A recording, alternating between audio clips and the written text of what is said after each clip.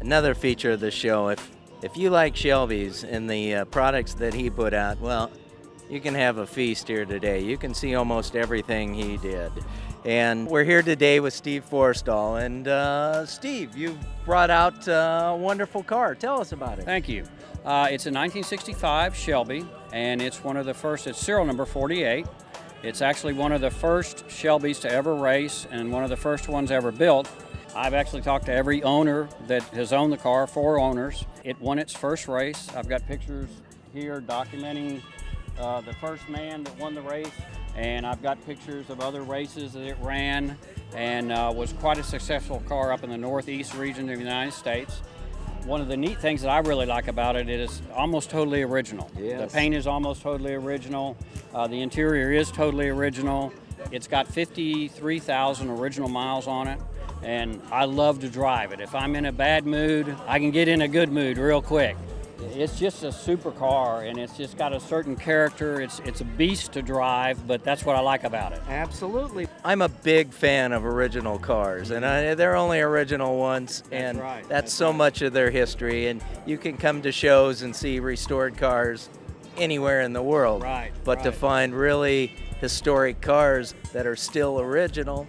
If you can see the underside of the hood, it'll show you.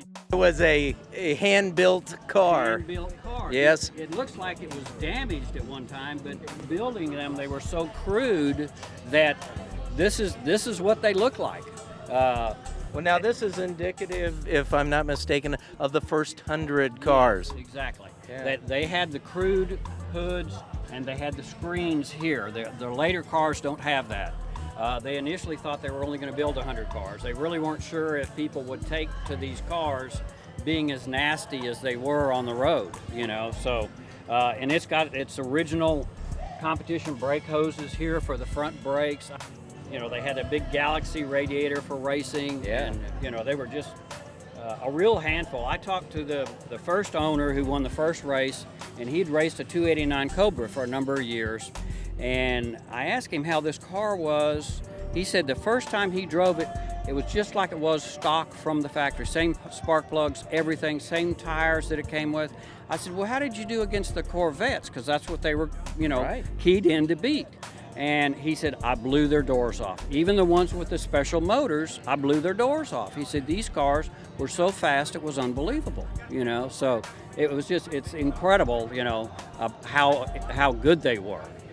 Carroll Shelby did an amazing job because obviously it was the little things that made such a huge difference. They're really a fantastic car. And an original car you can really, as you say, take out and drive. You're not worried about that first little chip. I've got a decal in the back that's one of the Churlingua decals. Yeah. It was put in 67 or 68, and the trunk decals are all original, you know. I've got the second race that it ran was at Elkhart Lake, and I've got the sticker on the back there from that. You know, I mean, it's just absolutely unbelievable how original the car is. It's really great to see, and it's great for you to bring it out for people to see and know what they really did look like, because young children really aren't going to know unless they get a chance to see this. Listen, thank you so much. Really appreciate it. Thank you.